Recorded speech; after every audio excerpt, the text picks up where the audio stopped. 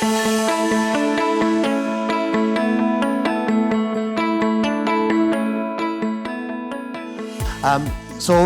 first panel discussion of the week is Improving Forestry, Ireland's Path Forward. And I'll introduce the rest of the panel here now. Let's take their seats. We'll start on the far side. We've Professor Cathal O'Donoghue. He's the established chair of Social and Public Policy at the University of Galway. He's also the chair of the National Museum of Ireland, and he's a leading economist shaping rural forestry and cultural policy. We have Padraig Stapleton, Padraig's a farm forestry and suckler farmer from Upper Church, North Tipperary. He's served as IFA Farm Forestry Committee Chair since July 2024, advocating to de-risk forestry investment and restore farmer confidence. We have Conor Daly next to the Minister. Conor has a depth of experience within the private forestry sector with over 20 years of experience in the industry. He's the SEEFA Treasurer and Managing Director at the Forestry Company, and he also runs his own farm, so he knows how forestry can work alongside the farming industry. And the Minister doesn't need any introduction, but he's the Minister of State with special responsibility for forestry, farm safety and horticulture. And he's a long-serving Kerry TD known for his hands-on approach, strong community ties and commitment to supporting Irish farmers, foresters and rural development. So, ladies and gentlemen, maybe a big welcome to all our panellists. Thank you.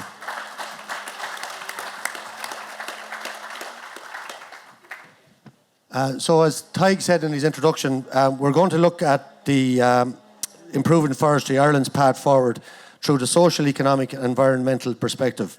We're going to ask our panel to look at some key points on the social side to address some common worries that farmers have and explain some real benefits for farmers and local communities. On the economic front, we will ask our panel to make clear how forestry supports farm income, rural jobs and the wider community, and to highlight near-term steps that improve returns and reduce risk. And I suppose we also want to look at the environmental aspect of Improving Forestry, Ireland's Path Forward.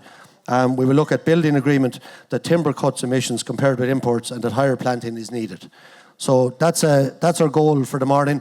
We'll have a Q&A session at the end. We might have a chat for about half an hour, and we'll have 10 or 12 minutes of questions at the end if anybody would like to ask the panel anything. So, Professor, I might start with yourself here. I suppose, are targets enough? Are 8,000 hectares per year sufficient for 2050 goals? And if we keep missing targets, how much does the annual requirement rise, and what happens to Ireland's forest carbon balance? Thanks, Michael, and lovely to be here. I worked with SEEFA for a number of years, and they do great work. So just give a bit of context. When at the foundation of the state, only about 1% of land area was covered in forestry. Is now 11%. And I think often when we focus on the present, we forget actually that forestry is a huge success story. It's the biggest land use change since independence. And so we have actually delivered. Your question about the current target, 8,000 hectares per annum, it's not enough for us to deliver our goal of reaching what's called carbon neutrality from agriculture, forestry and land use by 2050.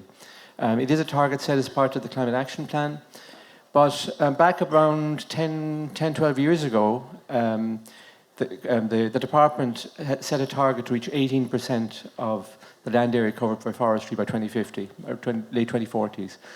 With colleagues in the University of Galway where I work, we've done a good bit of modelling for the National Land Use Review that's going on at the moment. And we've looked at lots of scenarios that can deliver that by 2050, and it more or less is consistent with the department's goal, which is to hit about 18%. Now, when that target was set 12 years ago, it meant planting 14,000 hectares a year. But because we're not planting that every year, that has gone up. So actually you need to be planting around 19,000 hectares a year to reach that goal. And the consequences of not hitting targets they're not just targets. There was a climate, there was a IFAC, the Fiscal Advisory Council report earlier in the year, which looked at the fines that Ireland will face for missing national targets in terms of carbon. And they flagged a cost of 8 to 26 billion in 2035 for missing targets. So forestry is absolutely essential to meet those targets. It's not possible to deliver it from agriculture alone. And if we don't hit in forestry, then there'll be a hit for agriculture. So both sides need that.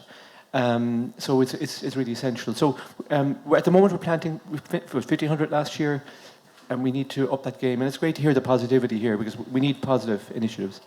And if I could ask you, Professor, I suppose this is what the farmers will be interested in here, is what does the current modelling say about forestry returns versus other land uses, and which financial or structural changes would make forestry a competitive, low-risk choice for farmers?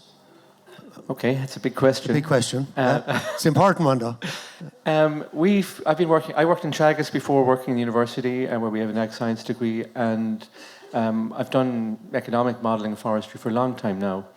And the returns are good. I mean, we found that about half of all farmers in the long run would be better off planting forestry than their existing land use. I mean, there are good returns. They're tax-free. There's a premium initially, and there's good income, tax-free income from harvesting in time. I guess the challenge is that comes in the future. It takes about 40 years for Sitka to be harvested. So the returns are good. We charge for carbon in your cars with carbon tax. So the state places a value on the carbon that we emit, and by implication, there is a value of the carbon that's stored in trees. If you were to pay for the carbon, then you'd find that 85% of farmers would be better off planting forestry at €100 a tonne, which would be the carbon price in 2030. The Department of Public Expenditure and Reform recently changed their carbon pricing last December, and they more than doubled what the value they place on carbon. So if you're doing a cost-benefit analysis for any investment in this state now, you have to follow public expenditure rules, and the carbon price is very, very significant. So forestry is one of the few things, we often hear things emit carbon. Forestry sequesters carbon. It takes carbon from the air, and that value is very, very significant. So, but at the moment we don't currently price it. The current scheme is worth about €40 per tonne between the premium, the establishment grant, and the value of the tax allowance. So there's a big gap between that and the way the carbon price will go. Padraig, what's the IFA's take on that? Same question. Yeah, I'd agree with a lot of what Professor said there. But for us, currently, what we're competing with, you can rent your land out for 10 years to a neighbour to do whatever he wants, tax-free. And the important thing is, when that 10 years is over, you have 100% of your land back to do with what you wanted after that. Where we're falling down on what we have inherited from the last government is a programme where you commit your land to forestry, it's forever, but the burdens on that then are you have to put 15% open space, you get a 20-year premium for that, okay, but after that then that land is gone from you forever. 20% broadleaf then, same scenario, you get a 20-year premium for it, but after that then, with the loss of the ash crop, there is no commercial broadleaf option there for us. So what you're actually doing, if you signed up to 100 acres today, 15 open space, another 20 acres for a broadleaf with no commercial value. And we feel that model has to change. Otherwise, farmers won't sign up to it. And farmers have proven in the past, as like when I went into forestry, when we have a credible financial package, farmers will plant. Okay. Minister, or Conor, go ahead. Well, I slightly disagree with you there, Padraig, because in fairness, we have a very good scheme there at the moment. And, the days of planting 100% Sitka spruce are gone. That's not going to happen. And you have to, and I do believe that there will be payments for biodiversity in the future. And I think forestry will benefit from that. So planting your 15% open space, planting your 20% broadleaves, I think there will be benefits down the road for doing that. And going back to carbon then, I think there's a great opportunity in Ireland at the moment for the voluntary carbon market and for farmers to get paid for planting their land and getting a carbon benefit out of that. So at the moment you can, as a private farmer, you can get your carbon measured, you can get it validated and certified and put on the voluntary carbon market. And I think that's an exciting way for forestry to look at and to grasp going forward. So we're not just relying on state aid, we're now selling that carbon on the voluntary carbon market, which I think is going to be a big thing going forward in the next 5 years. But I do think we have a great scheme. And Minister, I will say to you in the midterm review and maybe in the next programme that the premiums will have to be looked at. I think, especially planting broadleaves, planting oak, those premiums will have to be increased big time. And the commercial spruce plantation, we're now planting far better land now than we would have been back in the day when you and I sat down around the kitchen table to look at planting your mountain. And that has to be taken into account in the level of premium we're getting paid. The better quality land is getting planted, and farmers have to be compensated well for that.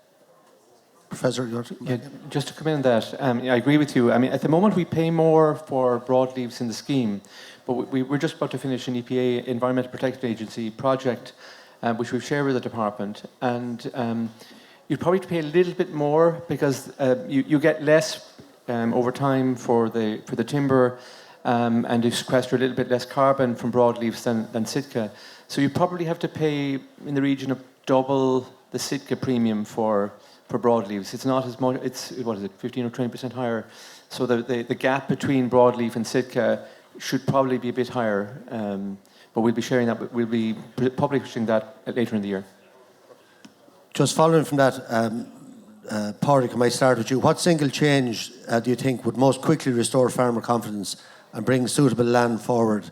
And how will the midterm review deliver this? Well, on to Conor's to further on from it, pay for eco-services delivered. That's our biggest bone of contention. I would also say then we need to de-risk our investment. Currently, if anything happens like we saw in Storm Owen, we're dependent on government to rescue us. We need, like as in other countries, a government bond or a government insurance, and that we'd be willing to pay some bit into it so that when something would happen, that we would have something to fall back on. Minister, same question. Well, first of all, the midterm review, you've heard a number of people mentioning it. Just to explain what that is. So right now we're halfway through the forestry scheme, which is funded to the tune of something like 1.4 billion euros. And what I'm looking for out of that is what I call wins that I can win without going to Europe. In other words, things that are under my control. One thing that people like myself and the forestry companies and also people like Padraig and Amy have discussed an awful lot is land eligibility. Or should we talk about land that is deemed not eligible at present? Now, this is one of the reasons why we'll say, for example, a group that you haven't heard from a long time, thankfully, a group called the Green Party. They would hate me because of what I'm going to tell you now. But what I'm going to tell you now is sound, it's factual, and it's truthful. Now, sometimes you see when you have a group like that who think they know a lot about everything, but they actually know very little about what they're actually talking about. They say that it's an absolute no-no to plant on bog. Now, I am not for 1 second suggesting, or I never did, even though we had a scientist who also knows very little above in Galway, and who tried to twist what I said and said that that we should be planting on deep ground, on deep peat. I never said any such thing. If he knew what he was talking about, and if the Green Party knew what they were talking about, what I was talking about was PT type of soils. Now, the majority of you that own land, you know exactly what I'm talking about. PT soils is a thing that you couldn't, if you lived forever, cut a sod of turf off of. And at the same time, it's not mineral ground, it's not topsoil. But at the same time, it is a PT type of ground. Now, at the moment, it's very difficult for you or for the excellent forestry companies to get permission from us to plant that type of ground. So what I'm doing is I'm putting money where my mouth is. I'm putting 2.7 million euros into beating these so-called experts with science. And I have scientists working today on this project. And we have a name for it, it's PEATFOR, P-E-A-T-F-O-R. And what that is we're exploring and going to beat these people that there is nothing wrong with planting those PT-type soils.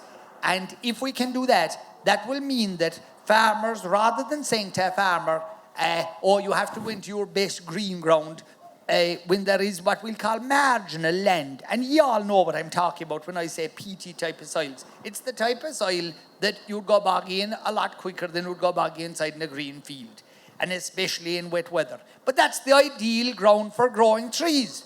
And the one message that I want to go out of this hub today, and you see, you could be humming and hawing and pussyfooting around this forever, but does it make sense to use your land to plant a tree? Is there a future in it? Yes, there is. Now, one thing that often comes up with people in the public, and Padraig mentioned it a while ago, that when you go into timber, when you plant timber, like that's it, the way I word it is you'll give you over your land to forestry. But that's not a bad thing, because if you manage your forestry right, if you thin it on time, if you wait for too long, and if you look at thinning, then you'll actually expose your forestry to wind blow and all that. But if you move in on time, when the timber is young enough and that it's not top heavy and weighty, you can thin that forestry. That's where you need advice from all these excellent people.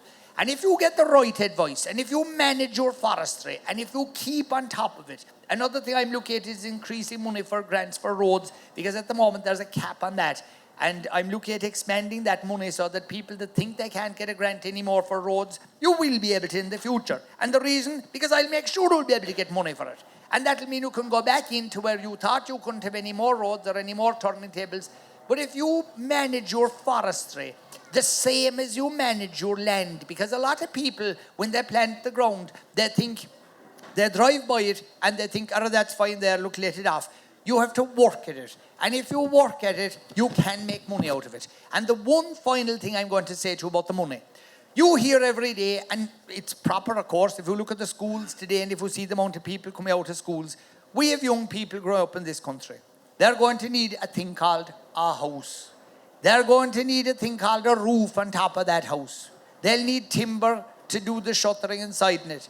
What I don't want is for us to be importing timber from whether to Scotland or from Brazil or anywhere. I want us to have our own timber. I want us to be cutting our own timber in our own land, cut it up in our own sawmills, being drawn by our own lorries and cut down by our own men. That's what I want. And that's the most environmentally sensible thing you could be doing.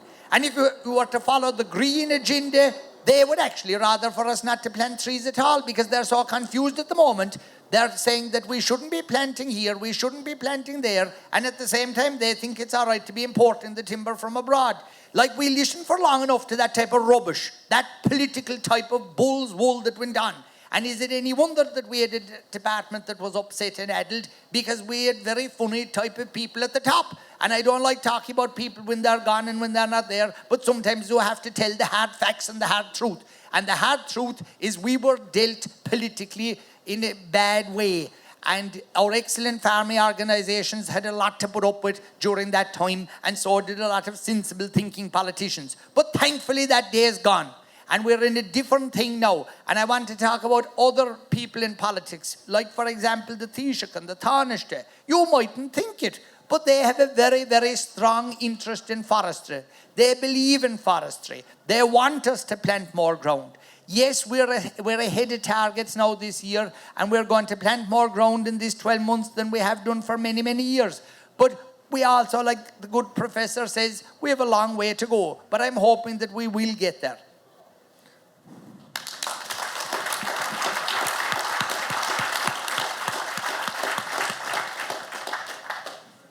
That's the type of positivity we want. So hopefully it all happens, Minister. Just on that then, I suppose, Professor, the goals then for 2026, what are the most effective actions to significantly increase afforestation going forward? Who's responsible for each action, and what deadline would you set? If you had a goal, I might ask all the panel if you had a goal for 2026. Okay, that's a very big question. I probably split things into three. One is financial. We've heard a little bit about that. There is a big envelope of money. Maybe need to be designed a bit more. Maybe increased if the hectares go up in time. But also critically are some of the non-financial things. Like a lot of things that put people off planting over the last few years with the bureaucracy, the time taken, the hassle taken to plant. And in our report that I did with SEEFA a couple of years ago, we were flagging, and there's an excellent McKinnon report which highlighted some of the bureaucratic challenges to planting. So those non-financial things. We also have the situation around replanting. Now, it has been a hard rule, but it is very off-putting. If you're permanently committing your land out of agriculture forever, it's very hard to make that choice. But the reality is that if people plant, in 40 years' time, they will replant, and particularly if the incentives are there, because there is a good return from forestry. And if you get into forestry, you're likely to stay in forestry. We have the same thing with pensions now. We have auto-enrollment. We auto-assign people up to being in a pension, and people will stay in it. So are there things we can do from a behavioural perspective to enable people to do it? And I think the planting obligation is one of those big ones. And then the last thing is organisational, the way we organise ourselves. And one of the things that I and others have suggested for a long time is the idea of a forestry development agency.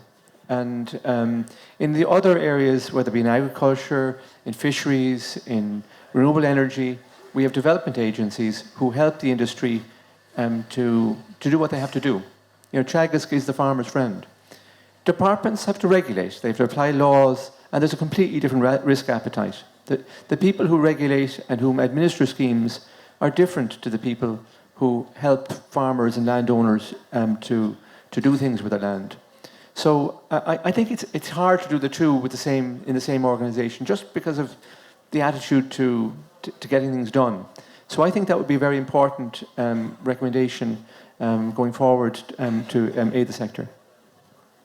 Padraig, same thing for 2026 from an IFA perspective. Yeah, I would love to see a forest development agency. It's the only natural resource we have now without one. So it's something badly needed. Another thing is the 7.5% capital acquisition tax. We feel that forestry should be treated the same as agricultural land. Another one then, pay for eco-services, as I said. Bureaucracy needs to be maybe streamlined a bit better. Currently, though, what's a huge drawback to farmers is if they approach any of the companies and the process is started and they have to go into and do an appropriate assessment. The farmer has to now pay for that upfront for a license he may or may not get. So I think there's work around that to be done. Thank you. Okay, Conor, yourself? I suppose 2026. today is a great example. Confidence, and you said it, Minister. We need confidence, and confidence is definitely coming back in the industry. And you can see that in the figures that are coming out. There's more planting, there's more roads being built, there's more licenses coming out. And that's down to the Minister and his department who are pushing through all the licenses that are going into the system. And that's generating activity out in the countryside.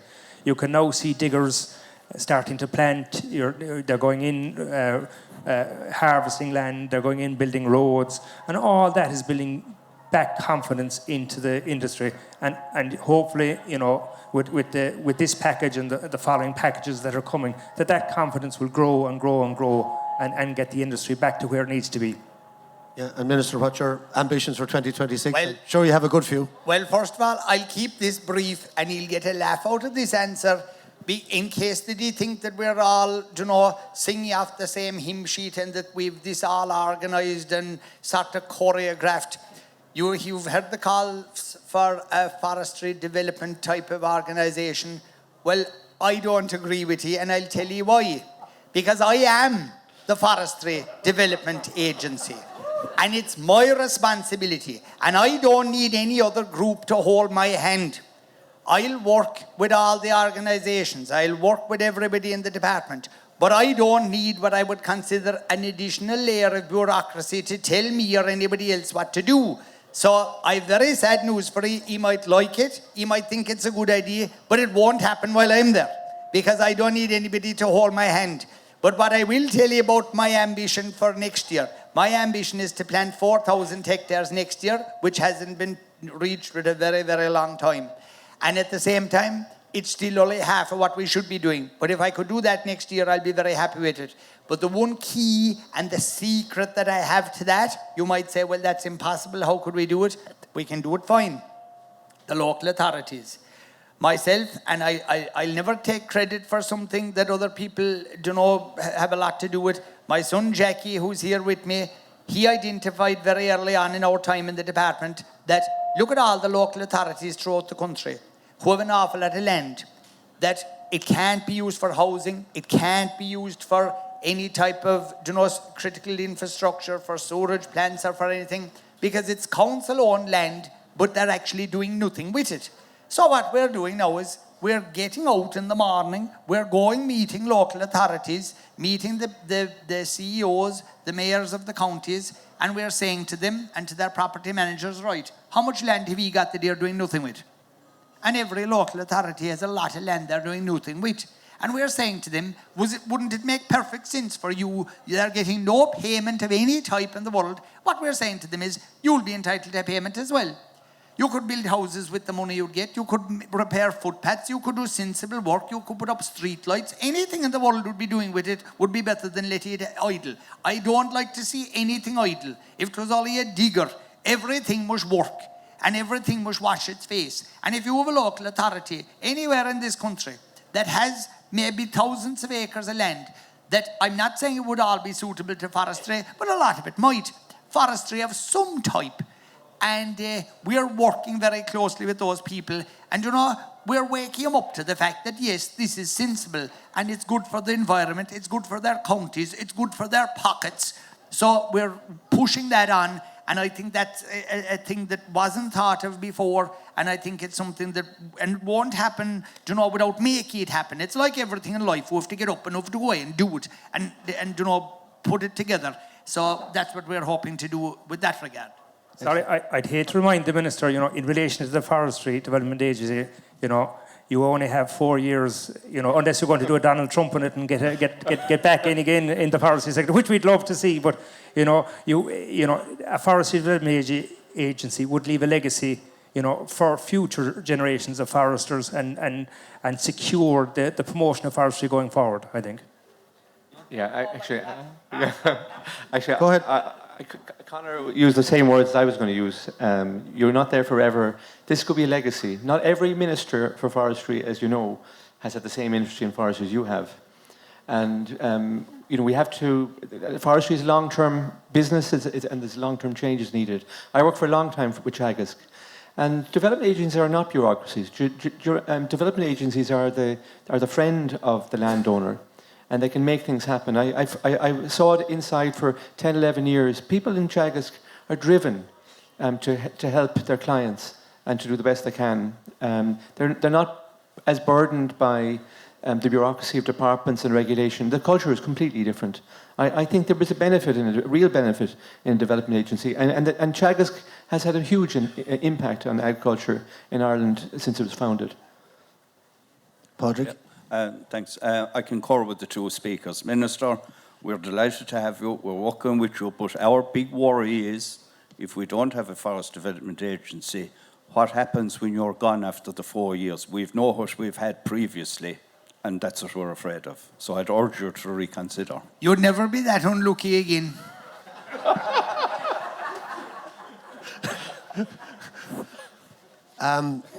Ladies and gentlemen, have we any questions from the audience for anyone on the panel?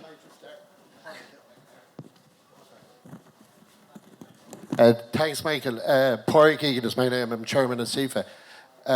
Minister, you're right. This wasn't choreographed, but we would, as Conor and the two lads have said, the Forestry Development Agency is definitely worth looking at. And the lad said, you're not going to be here forever. And just one other thing, ladies and gentlemen, about this minister, and no other minister has done this since he came into office. There's people out there with forestry licences, and they're not planting, or they've got licences in the last year or two. This minister has taken a few hours of every week to ring these individual farmers, to talk to them, to try and get them to move on and plant their land or whatever they're licensed for. And that is the sort of work ethic he's brought to this department, which was badly needed. And Minister, I've spoken to you before about different things and about the midterm review, and you are trying to get the low-hanging fruit, and that's the right way to go about it. But we haven't long to go on this forestry programme, and we need to be looking at the next one. So what I would ask you today is, if you, in your department, could put a group of people together from within your department, from the likes of SEEFA, from Teagasc, make a small group that we get ready now and start, because in Europe, as you know, they're preparing for the next one. And we have missed out badly, because as you said, we might never be as unlucky again, but you never know. We could be unlucky again, but while you're there now, you have a chance now to push what we're doing, but you have another chance to try and influence the next programme. So I would ask you to do that, please. Thanks. Okay. Anyone else with a question? No. Come to you next. My name is Tony Davis. I'm from North Mayo, and I was a harvesting contractor for 40 years. And I had all them fancy harvesters and stuff like that. I just want to make a point. I'm probably the most experienced contractor in the room as regarding cutting timber. And I'm probably the only contractor in the room that has cut a cycle of timber and came back after 30 years and cut it again. So is it sustainable? Yes, it is, without a doubt.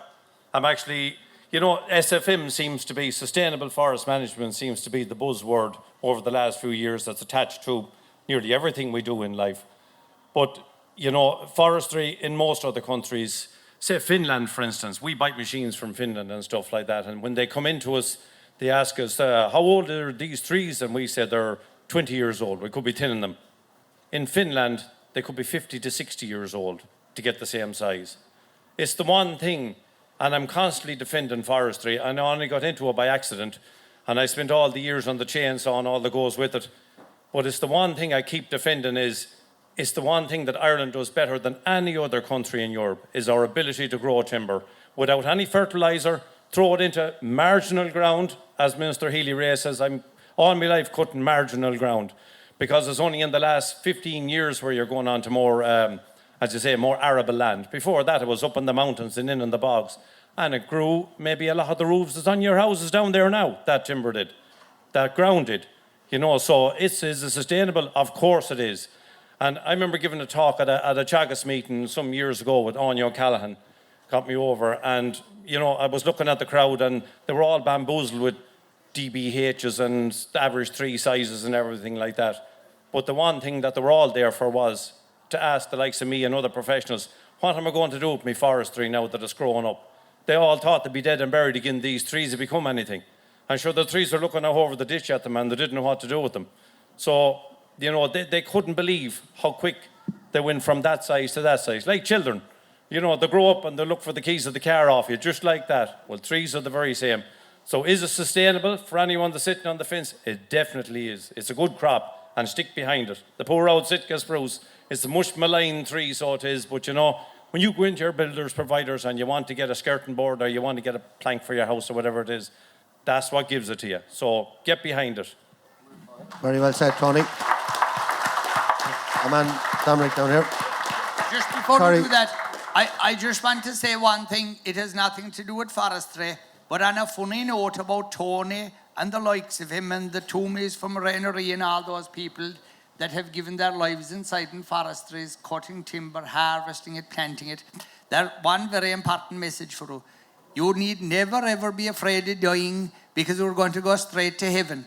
Because all our suffering has been done on earth between bogging and breakdowns and repairs and everything, and trying to pay the bank and pay the leasing companies. It is all put behind you. So when we'll close our eyes, we're going one way, straight up. And I was going to add, Tony, he got away light, just the keys of the car. My lad's looking for the keys of the house. Putting me out. Retirement villages he's on about. But we might build them as well, actually, from timber. Sorry, sir. Go ahead. Yeah, no problem. In 08, I planted land in Feps, and the deal was 8,000 a year for 20 years. The country went belly up, and I got a letter in the post 2 years later saying the premiums reduced from 8,000 to 3,900. Now, you were talking about pensions there a few minutes ago. This is our pension. Like, the fair's different 160,000 and 89 or 79,000. And I rang everyone I could, and I got that money chawed off. Told, forget about the country bellied up. They weren't a bit nice about it, And I said to one then one night, I'm going to put this back in land.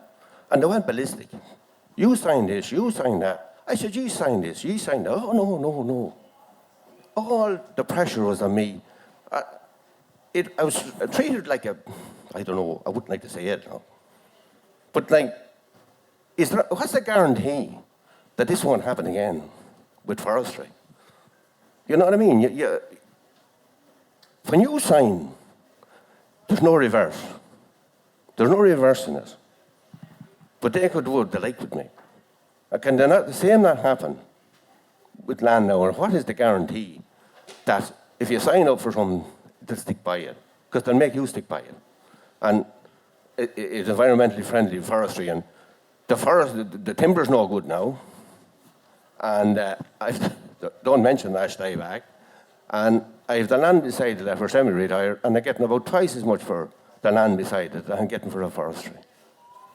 So that was my experience of forestry. And I don't know what you think about it, but I just know, I'd love to know, is there a guarantee of 100% if something goes wrong, that they just won't throw it out the window? I think that's a fair question. Is there an answer? Yeah, no, you deserve a very straight, non-political answer to that, because it's a very genuine question.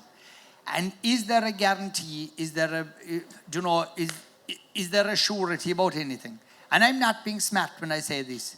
Sure, no one of us is sure that we'll open our eyes tomorrow. And wouldn't that be the end of it all?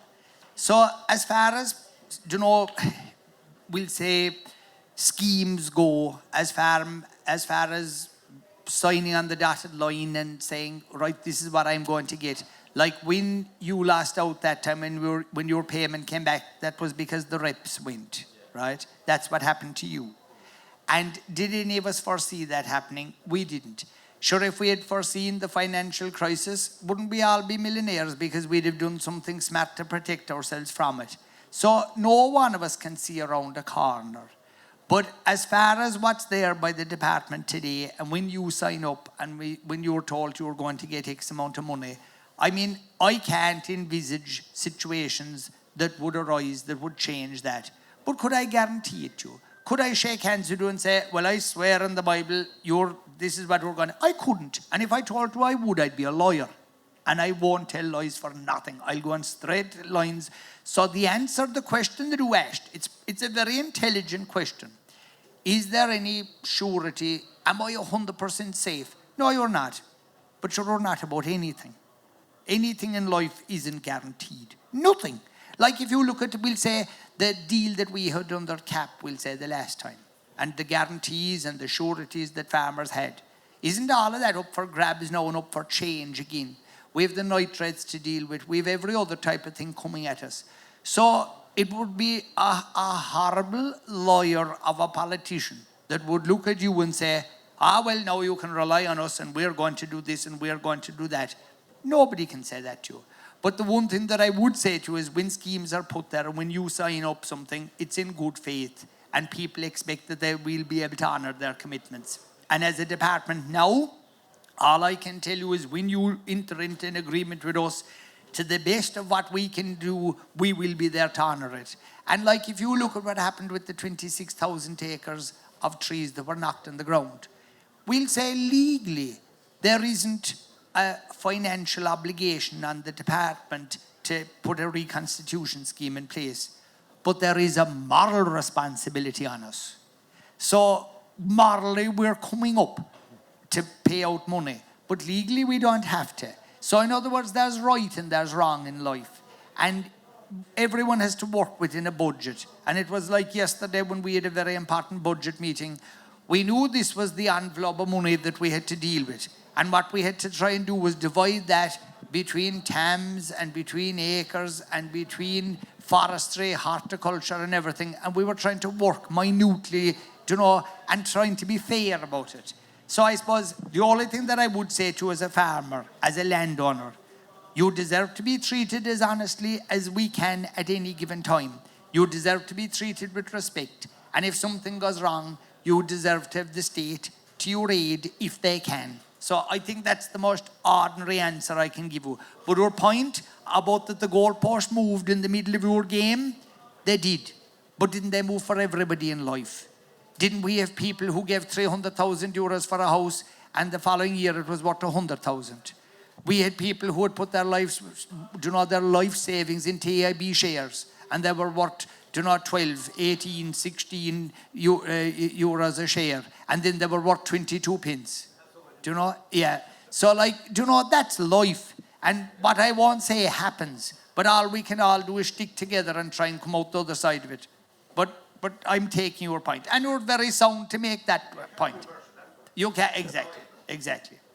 But the main thing is you're here anyway and you survived it. Okay, sir. Yeah. Padraig, is it? Padraig, yeah. Padraig Egan here from SEEFA. Minister, thank you very much for today. In fairness, you've given all of us confidence that there's a sector here that's alive and that will be well in the very near future. There's two things that you've said today, Minister, here that are key to this sector. The first thing is the reconstitution. That is key. There's 26,000 hectares on the ground that a lot of it will not be planted. I looked at 5 hectares in Clare last Saturday, and there's a road to be built going into it. The timber was small, the stocking wasn't great inside it. There's no way the timber value will replant that place, Minister. It needs intervention from you and your department. That's the first thing. The second thing you said here was that the peat situation. That has to be resolved. As I say, we all come from farming, a lot of us come from farming backgrounds. We know what peaty, heavy soil is as opposed to blanket bloody bog. You know, there's a big, big difference to be made there. The sooner that we can get the results of that report, that science that you're following, the better. Thank you very much, Minister.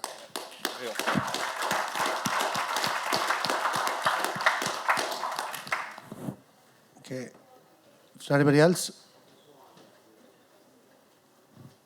Yeah. Just take one more question maybe and we'll wrap it up then. Is that okay?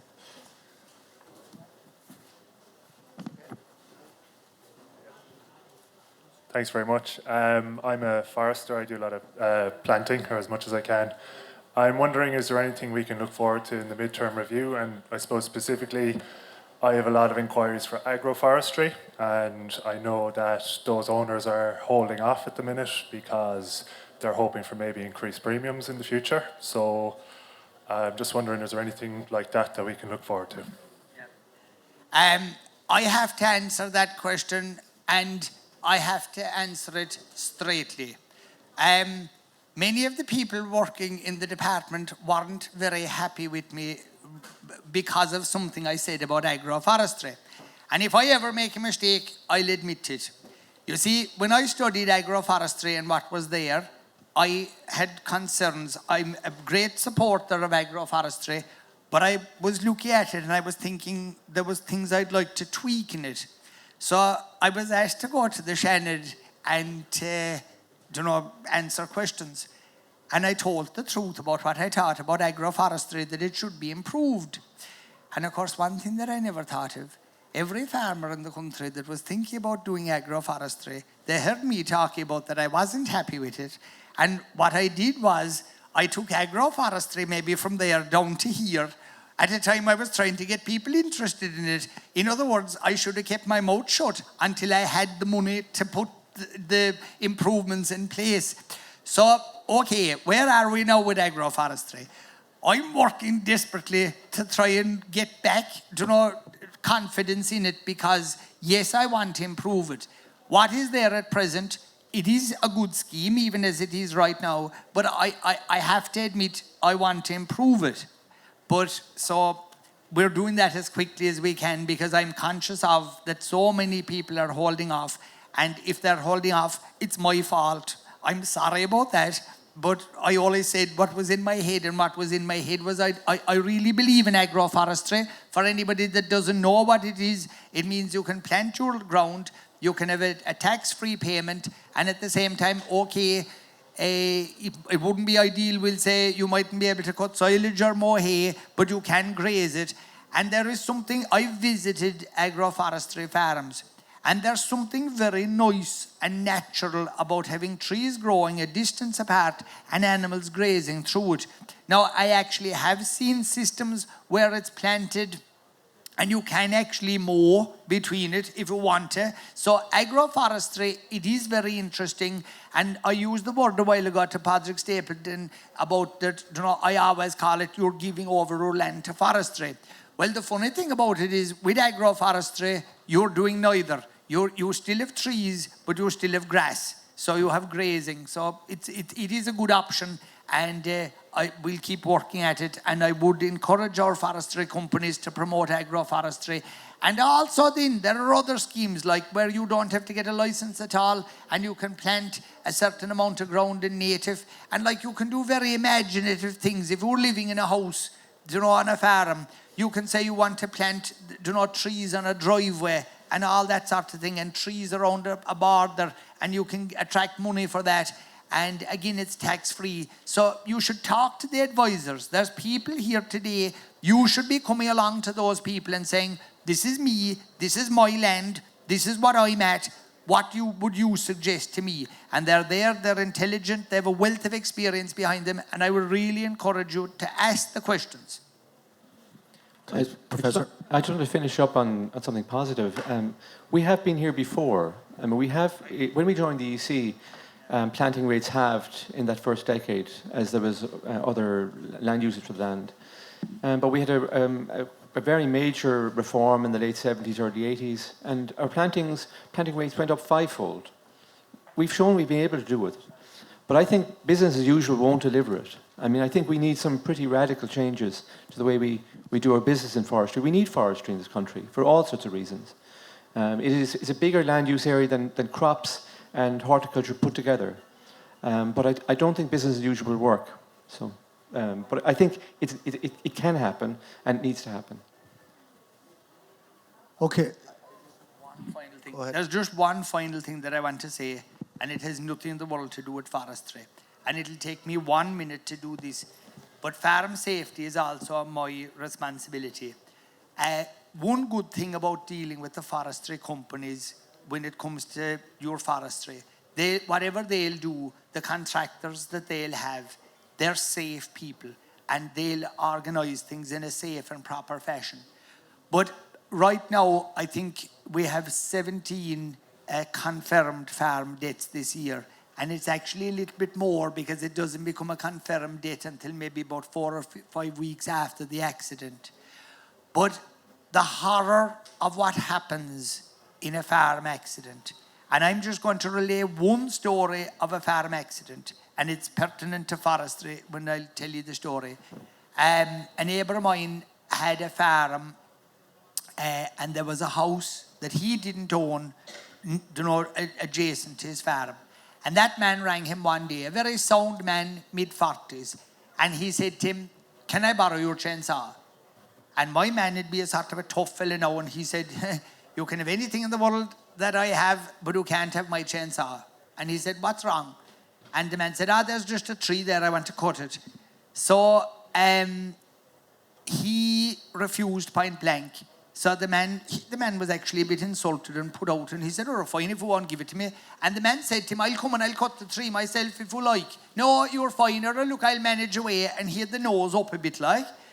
So he went away then, and he bought one of these famous chainsaws that I'm always condemning, and I can't say the name of where you'll buy a chainsaw for 120 euros, but any chainsaw that you'll buy for 120 euros, catch it and fire it into the nearest hole, because it's only a heap of rubbish. So didn't he borrow one of those chainsaws to cut the tree? And to make matters worse now, and I don't want to go into too much detail, but this dad, he was a single dad, and he had a special boy of 16 or 17, and he was the sole parent. And he went out and he was cutting the tree, and he didn't know what he was doing. The saw was a heap of rubbish. The tree bucked him in the head and killed him stone dead. That happened not too long ago. All over cutting down a goddamn tree. It would have paid so well to get somebody proper, professional. I know that, and and if money is scarce, the answer then, let the goddamn tree there rather than go at it yourself. And I just want to hit that about farm safety because, tis like, and then we hear about the deaths. Like, look at the amount of injuries we have. A nephew of my own, very recently, a very sound man about machinery and everything, had a very bad injury on a hand, a crushing injury with a power top link. So, no matter how much you know about machinery, no matter how experienced you are, whether it is around animals or anything, I wouldn't ask you, I'd beg you on my bended knees, just be very safety conscious about everything that you're doing and take your time. And sometimes the best job you ever did in your life was the job that you never did at all. So thanks. It's like to get...